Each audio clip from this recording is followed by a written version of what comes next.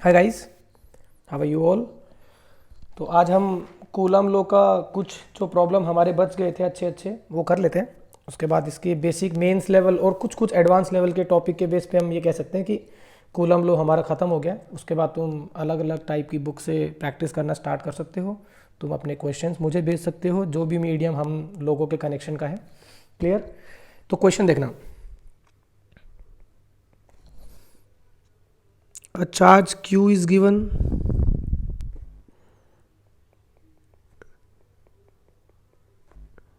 another charge this 2q is given, right? The distance between these two charges is said to be d,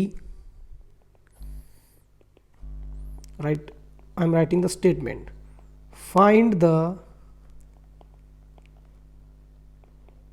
location, magnitude and nature of third charge to be placed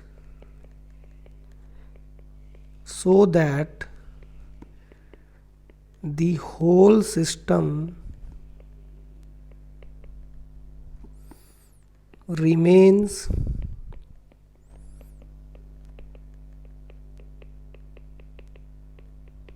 in equilibrium. We have to only consider the electrostatic interaction only.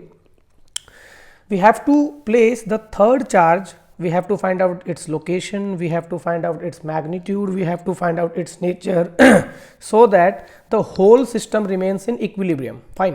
तो देखना कैसे सोचते हैं इस पे। मान लो ये line है, जिस लाइन पे ये दोनों चार्जेस रखे हैं। क्लियर? यहां रखा मैंने। इस क्वेश्चन में मैं हर पॉसिबिलिटी तुमको बताऊंगा। अगर तुम इस लाइन के अलावा कहीं भी कोई भी थर्ड चार्ज रखते हो, ऊपर रख लो, नीचे रख लो, तो ऑब्वियस ही बात है पूरा सिस्टम इक्विलिब्रियम में आने का मतलब है कि ये दोनों चार्जेस प्लस वो तीसरा चार्ज जो हमने रखा है वो भी इक्विलिब्रियम में होना चाहिए। अगर तुम इस लाइन के अलावा कहीं रखोगे तो ऐसा नहीं होगा। फाइन, सिंपल सी बात है। मान लो तुमने यहाँ पे प्लस क्यू रख दिया या फिर प्लस स्मॉल क्यू रख दिया, इस पे इस तरह रिपल्शन लगेगा, इस पे ऐसे रिपल्शन लगेगा, ये भी रिपल्शन लगाएगा, ये भी रिपल्शन लगाएगा, इन दोनों के बीच में म्यूचुअल भी रिपल्शन होगा। तो यहाँ पे कोई भी चार्ज मुझे इक्विलिब्रियम में आता हुआ नहीं दिख रहा। If you put a negative charge at this point then also there will not be any possibility कि इक्विलिब्रियम हो। इट मीन्स जो चार्जेस रखे जाएंगे या फिर जो थर्ड चार्ज रखा जाएगा, थर्ड चार्ज ऐसी लोकेशन पे रखा जाएगा जो इस लाइन पे कहीं ना कहीं हो। ये बात समझ में आई तुमको? क्लियर? अब देखना, इस लाइन पे तीन पॉसिबिलिटी है। या तो तुम यहां रखो, या यहां रखो, या फिर यहां रखो। मान लो तुमने यहां रखा एक charge, let suppose that charge is positive, तो ऑब्वियस ही बात है ये पॉजिटिव उसको रिपेल करेगा, ये वाला पॉजिटिव भी उसको रिपेल करेगा। तो सिंपल सी बात है कि ये चार्ज खुद ही इक्विलिब्रियम में नहीं है, तो सिस्टम के इक्विलिब्रियम के तो हम बात ही नहीं कर सकते। अगर तुम यहाँ नेगेटिव रखोगे तो भी सेम हालात है, तो दोनों अट्रैक्ट कर लेंगे उस केस में। अगर तुम यहाँ पे पॉजिटिव रखोगे तो भी दोनों क्या करेंगे, दोनों भाई मिलके रिपेल कर देंगे दोनों। अगर तुम यहाँ पे नेगेटिव रखोगे तो भी दोनों क्या हो जाएंगे, अट्रैक्ट। इसका मतलब I have identified that there is only this zone where a charge should be placed so that it can remain in equilibrium. Fine, मतलब यहीं पे हमें रखना पड़ेगा। अब यहाँ पे मेरे पास दो पॉसिबिलिटी बचती हैं कि भाई मान लो यहाँ पे मैंने एक पॉजिटिव चार्ज रखा, तो एक पॉसिबिलिटी है कि ये वाला पॉजिटिव उसको रिपेल करे और ये राइट वाला पॉजिटिव भी उसको रिपेल करे, and eventually this charge remains in equilibrium. But in this case this positive charge will get both repulsion, one from this end the other from this. तो this charge, there is no possibility of this charge to be in equilibrium, there is no possibility of this charge to be in equilibrium as well, because on this charge there will also two repulsion from this and this. तो अब हमारे पास एक ही possibility बची कि हमें यहाँ पे एक चार्ज रखना है जो क्या होगा, जो चार्ज क्या होगा, नेगेटिव होगा. अगर तुम यहाँ पे नेगेटिव चार्ज रखते हो तो मैं तुमको डायग्राम बना के दिखाता हूँ कि ये अट्रैक्ट करेगा इसको, ये लेफ्ट वाला भी अट्रैक्ट करेगा, तो इसके इक्विलिब्रियम की पॉसिबिलिटी है. अगर हम इसकी बात करें तो ये पॉजिटिव चार्ज इसको रिपेल करेगा और ये नेगेटिव चार्ज इसको अट्रैक्ट करेगा. There is a possibility of equilibrium. At the same time on this charge this rightmost charge will apply repulsion and this negative charge will apply attraction. It means we have till now we have identified the approximate location of third charge and its definite nature. It will be a negative charge and it will be placed between these two charges. Clear? Okay, fine. ऐसे सवालों में तुमको एक थोड़ा सा hint मैं ये दे देता हूं कि तीसरा चार्ज जो तुम रखोगे सबसे पहले वो पॉइंट ढूंढो जहां पे वो तीसरा चार्ज खुद इक्विलिब्रियम में आ सके. बस हमेशा ऐसे सोचा करो. ये जो केस मैंने तुमको अभी बताया है ये एक जनरल केस है जहां पे मैं सारी पॉसिबिलिटी कंसीडर कर रहा हूं, बट आगे के लिए तुम्हारे पास तरीका ये है कि तुम तीसरे चार्ज को जहां रखोगे वो पॉइंट ढूंढो जहां पे वो तीसरा चार्ज खुद इक्विलिब्रियम में रह पाए. जब वो खुद इक्विलिब्रियम में रह पाएगा उसके बाद तुम वहां पे पहले पॉजिटिव रख के देखो कि पूरा सिस्टम इक्विलिब्रियम में हो पाता है कि नहीं, उसके बाद नेगेटिव रख के देखो कि पूरा सिस्टम इक्विलिब्रियम में हो पाता है कि नहीं, देन स्टार्ट द कैलकुलेशन कर. क्लियर? तो मुझे इतना मालूम पड़ गया कि तीसरा चार्ज कहीं बीच में होगा और उसका नेचर क्या कहा जाएगा, नेगेटिव. क्लियर? तो अब देखना, मान लो मैंने यहां पे एक चार्ज रख लिया जिसका नेचर तो क्या है, नेगेटिव. मैग्नीट्यूड क्या है, क्यू. चलो मैं माइनस क्यू रख लेता हूं. ये डिस्टेंस क्या है, x, and this distance will be d minus x. Now I know all of these three charges are in equilibrium. तो if I want to write down equilibrium, if I want to write down the equation of equilibrium on this minus q charge, तो it will feel an attractive force from this and at the same time it will feel an attractive force from this. So the force between twice q and q will be written as k twice q and small q upon में d minus x square, and the attraction from this will be k q small q upon में x square. q k we can cancel out and it will be twice x square would be d minus x whole square. Right? If we take the root of this, then we will be able to figure out d minus x, and the value of x will be d upon में 1 plus minus root 2. Right?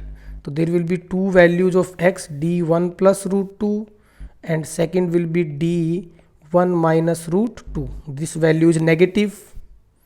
Negative means the point, this distance x will be in the opposite direction, which will not be possible in this case. So we will directly going to neglect this and our answer will be x is equal to d upon में 1 minus root 2. Means the distance of third charge will be d upon में 1 minus root 2 from the charge capital Q. Clear? We have identified the nature. Now our task is to find out the magnitude of this charge. For this purpose we are going to write down the equation of equilibrium on either this charge or this charge, because there are three charge particles which are in equilibrium. So we can write down the equation of equilibrium on all of them. Right? First I have written the equation on minus q. Now I am going to write down the equation of equilibrium on this charge. On this charge there will be a rightward force. It would be k twice q into capital Q by d square will be equal to k.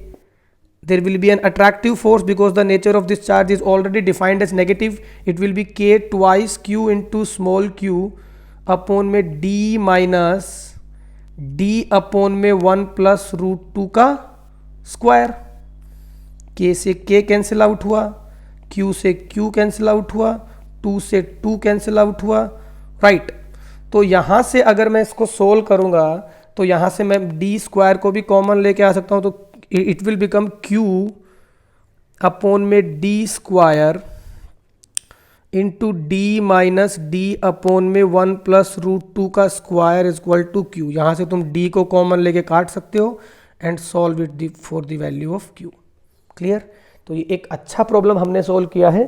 थोड़ा सा तुमको मैं hint ये दे दूँ, इसमें hint ये है कि नेक्स्ट टाइम जब भी इस तरह का सिचुएशन पूछा जाए तो दो चार्जेस अगर हैं तो हमेशा उनको जोड़ने वाली लाइन, ये पूरी की पूरी लाइन, इस पे कहीं ना कहीं चार्ज रखा जाएगा इस पूरी लाइन पे। तो सबसे पहले तुम वो लोकेशन आइडेंटिफाई करने की ट्राई करना जहां पे थर्ड चार्ज इक्विलिब्रियम में हो, राइट? आइदर पॉजिटिव हो आइदर नेगेटिव हो, consider the both cases and try to find out the equilibrium of system. उसके बाद तुमको वहां से आइडिया लग जाएगा कि तुमको चार्जेस का नेचर क्या लेना है, चार्जेस की लोकेशन क्या लेनी है और चार्जेस का मैग्नीट्यूड क्या लेना है। चार्जेस का लोकेशन निकालने के लिए जनरली उस चार्ज पे इक्विलिब्रियम की इक्वेशन लिखी जाती है और चार्ज का मैग्नीट्यूड निकालने के लिए उस रखे हुए चार्ज के अलावा किसी दूसरे चार्ज पे इक्विलिब्रियम की इक्वेशन लिखी जाती है। ये इस प्रॉब्लम का ट्रिक कह लो, कॉन्सेप्ट कह लो, तरीका कह लो, जो तुम्हारे मन में आए वो कह लो, बट प्रॉब्लम यही है। क्लियर? चलिए एक अच्छी प्रॉब्लम करते हैं। प्रॉब्लम ये बोल रहा है, देखना, स्टेटमेंट ये बोलता है कि a ring of radius R is given,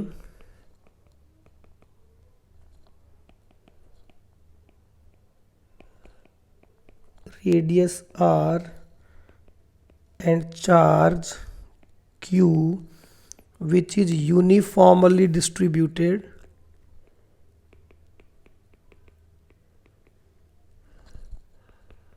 is given. Clear? A charge q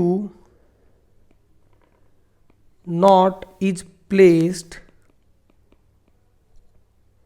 at center of ring, right? Find the increase in tension due to charge Q not. मतलब इस Q नॉट चार्ज की वजह से tension कितना increase हुआ है उसकी value पूछी है हमसे। पहले मैं तुमको सिचुएशन क्लियर कर दूं। ऐसा बोला है कि मान लो यहां पे मेरे पास एक रिंग है,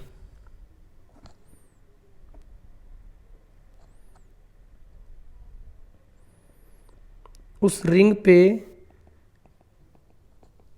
प्लस Q चार्ज डिस्ट्रीब्यूटेड है और रिंग का रेडियस क्या है R।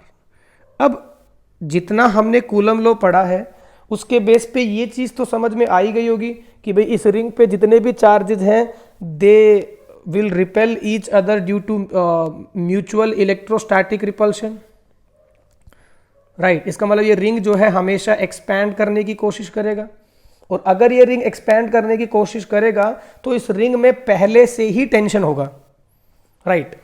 लेकिन हमको वो पहले से जो टेंशन है, मतलब तुम ऑब्वियस सी बात है किसी रिंग को तुम अगर चारों तरफ से ऐसे खींच के रखोगे तो रस्सी में टाइटनेस होगी ना। अभी के लिए मैं बोल रहा हूं कि वो टाइटनेस में की वजह से रस्सी में टेंशन है, क्लियर? लेकिन हमको वो कैलकुलेट नहीं करना। हमको कैलकुलेट क्या करना है, तुम जैसे ही यहां पे बीच में चार्ज Q नॉट पुट करोगे, उस Q नॉट चार्ज को पुट करने के बाद टेंशन में कितना इंक्रीज हुआ, मतलब the tension which is being increased या which is being produced due to the interaction between Q naught and this Q, we have to just calculate that. Let me be clear. मतलब मैं तुमको पहले समझा दूं कि सवाल में हम करने क्या वाले हैं कि इस Q नॉट और इस Q की वजह से जो टेंशन प्रोड्यूस हुआ है हमें उसको कैलकुलेट करना है, ना कि इन सब चार्ज Q के म्यूचुअल इंटरैक्शन की वजह से जो टेंशन है। We don't have to calculate that in this question. चाहो तो तुम इस क्वेश्चन की लैंग्वेज भी बदल सकते हो। JEE एडवांस लेवल की प्रॉब्लम के अंदर कैलकुलेट किया जाता है, बहुत अच्छी बुक से उठाई हुई है एक प्रॉब्लम है। तो देखो ऐसे केस में हम सोल्व कैसे करें। सिंपल सी बात है कि इस चार्ज Q की वजह से यहाँ पे इस रिंग पे ऐसे फोर्स लगेंगे, हालांकि सारा का सारा लगने वाला रिजल्टेंट जो फोर्स होगा, रिजल्टेंट फोर्स की वैल्यू तो ऑब्वियस सी बात है जीरो होगी, क्योंकि सब फोर्स एक दूसरे को क्या कर देंगे, कैंसिल आउट।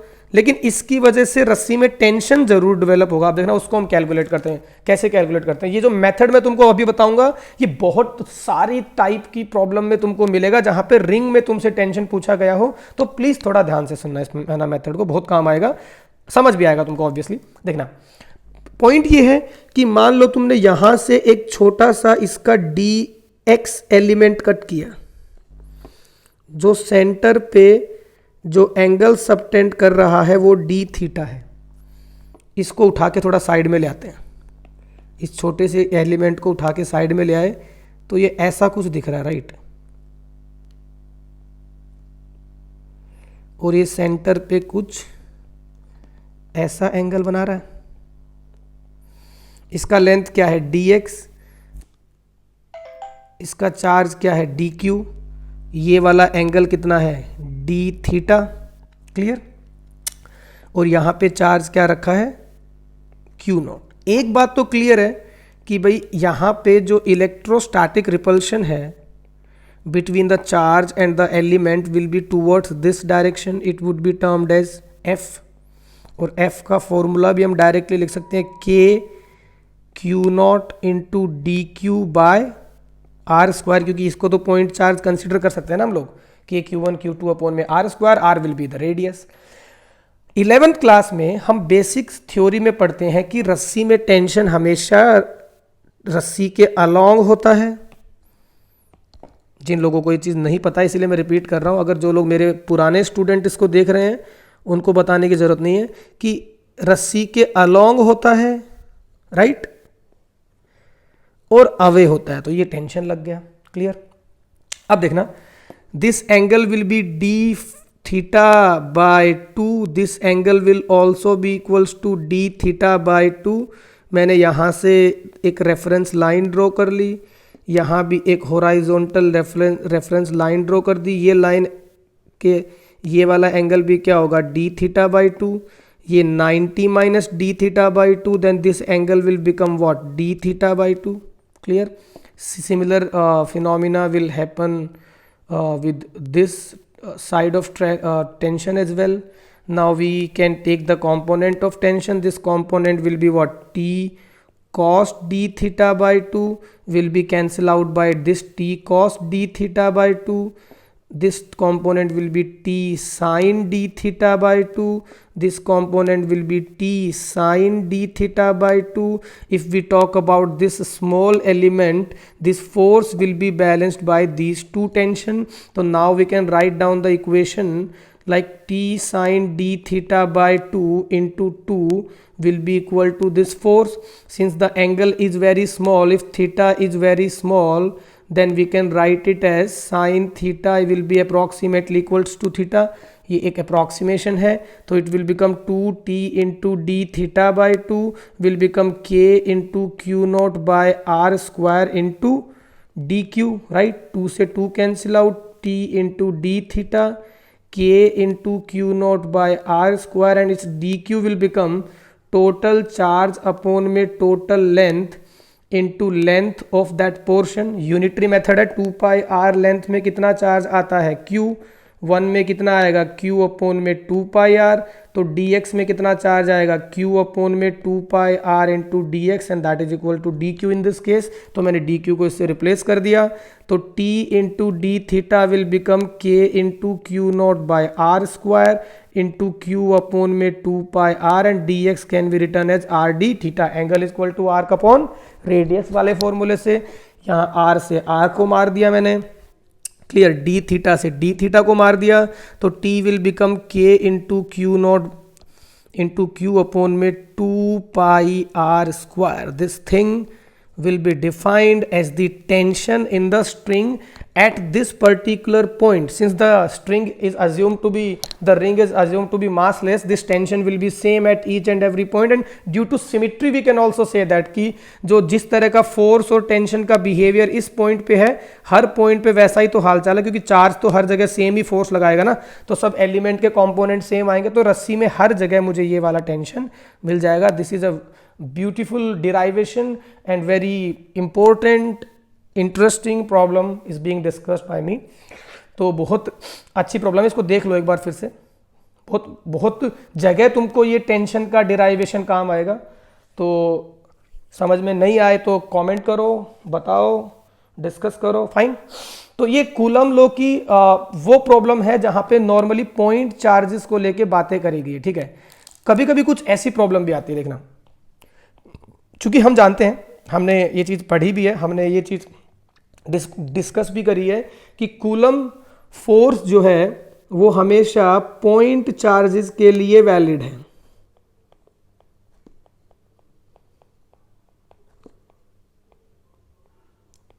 राइट. लेकिन पॉइंट चार्ज के लिए वैलिड होने के बावजूद भी हम कुछ डिस्ट्रीब्यूशन ऑफ चार्जेस के लिए कूलम फोर्स कैलकुलेट कर सकते हैं. कैसे? एक एग्जांपल उठाते हैं. देखना, एग्जाम्पल ये बोलता है कि मेरे पास एक लीनियर वायर है.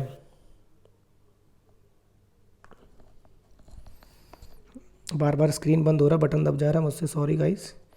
मेरी स्क्रीन पे पबजी का आइकॉन तुमको दिख रहा होगा. तो यहाँ पे charge Q, length L, a uniformly charged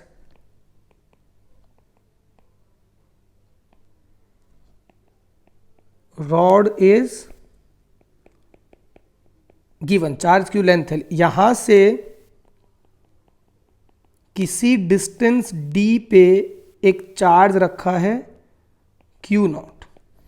we have to find out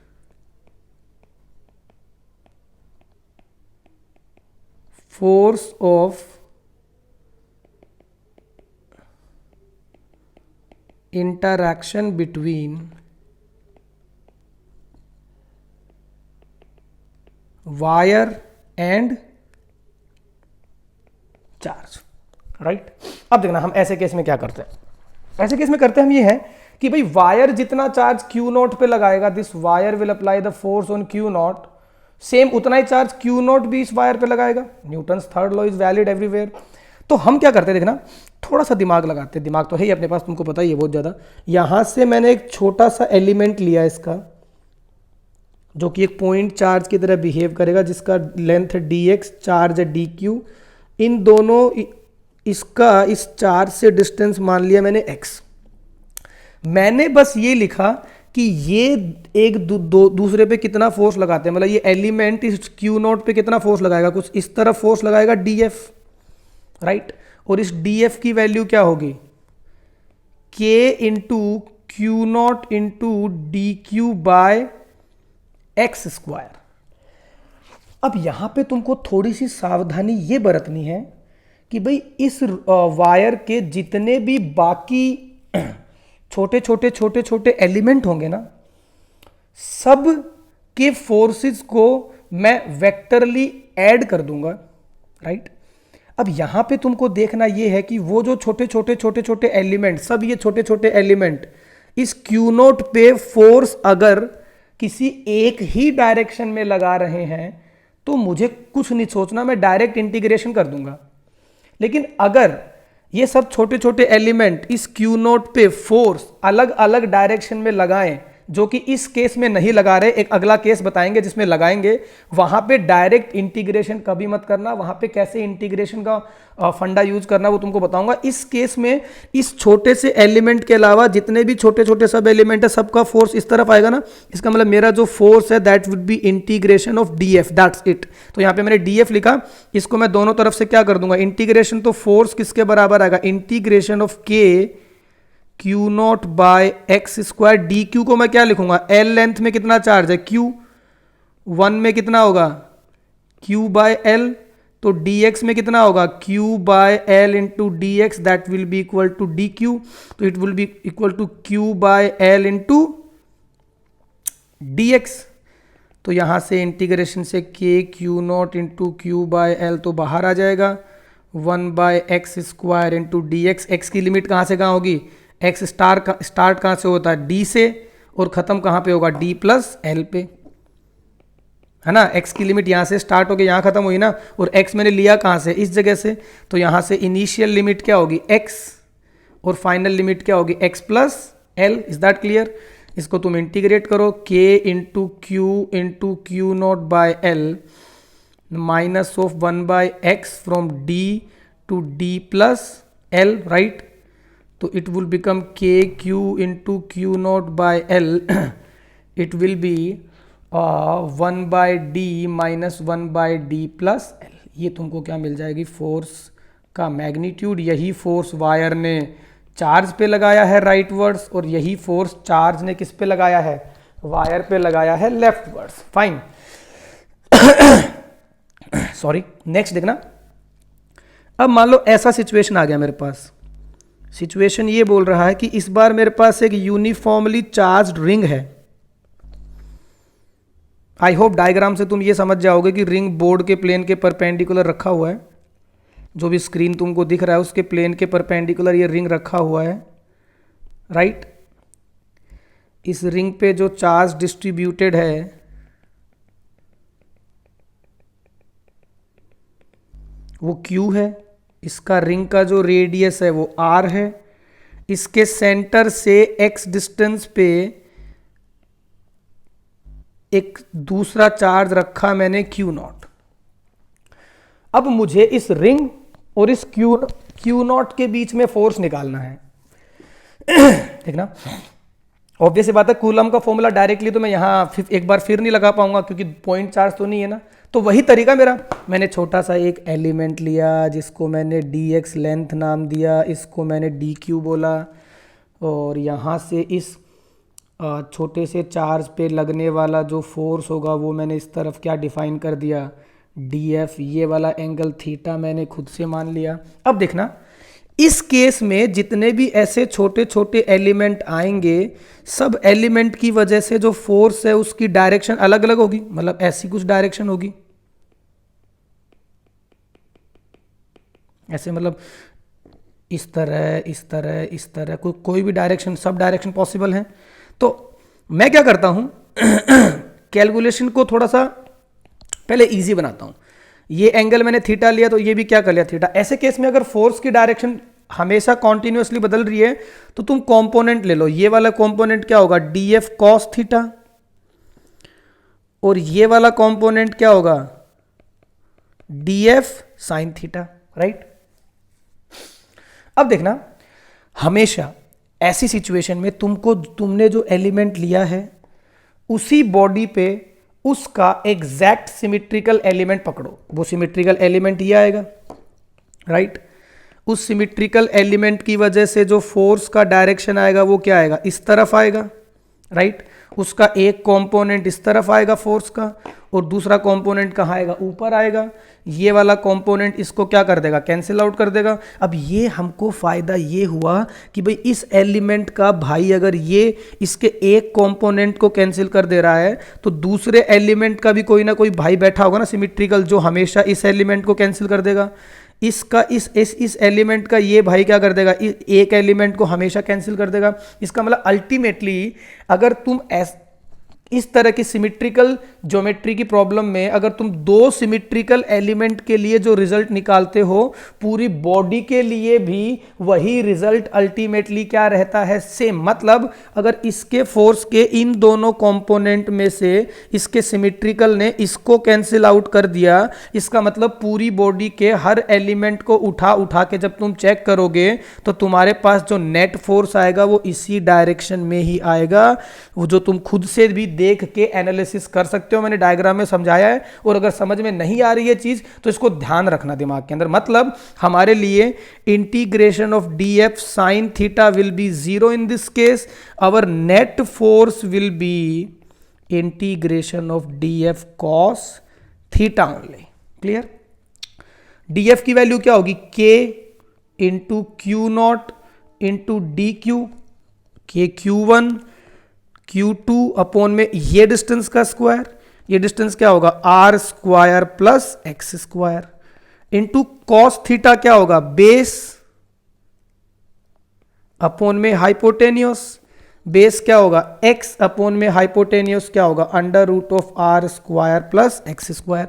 मजे की बात यह है कि इस डेराइवेशन के अंदर x भी कांस्टेंट है क्योंकि फिक्स लोकेशन पे रखा ना चार्ज, तो सब बाहर आ जाएंगे, k q naught x upon में r square plus x square की power 3/2 into integration of d q. यहाँ तुमको कुछ इस डी क्यू को डी एक्स की टर्म में ब्रेक करने की जरूरत नहीं क्योंकि सब कांस्टेंट है।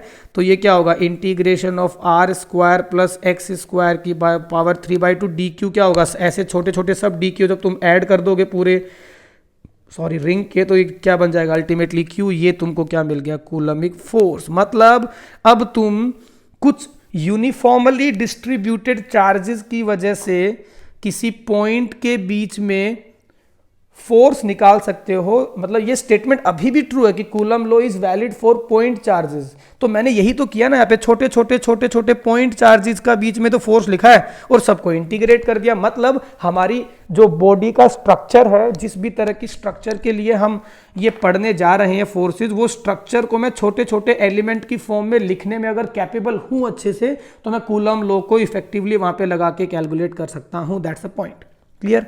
तो यहाँ पे गाइज हमारा कूलम लॉ मेरी तरफ से खत्म होता है। हालांकि इसमें बहुत कुछ चीजें बाकी हैं, वो अब तुम पे डिपेंड करता है। तुम प्रॉब्लम करो, प्रॉब्लम डिस्कस करो, हम लोगों के बीच में जो भी कम्युनिकेशन का तरीका है उसमें तुम स्टैब्लिश करो उस चीज को, और धीरे धीरे हम इस कूलम लॉ की बहुत अच्छी और प्रॉब्लम भी डिस्कस करेंगे। कभी कभी कोई ऐसी प्रॉब्लम जो तुमको बहुत ही सता रही है, मुझे तुम भेजो, मैं उसको मेरे वीडियो लेक्चर के थ्रू, किसी भी मीडियम के थ्रू, लाइव इंटरैक्शन के थ्रू तुमको सॉल्व कराऊंगा। बट अब तुम एच सी वर्मा की सारी प्रॉब्लम कूलम लॉ के बेस पे लगा सकते हो। Thanks for watching. मैं अगली क्लास में इलेक्ट्रिक फील्ड बेसिक स्टार्ट करूंगा, उसके कुछ डेराइवेशन करेंगे, फील्ड होता क्या है वो हम पढ़ेंगे। Thank you guys, okay.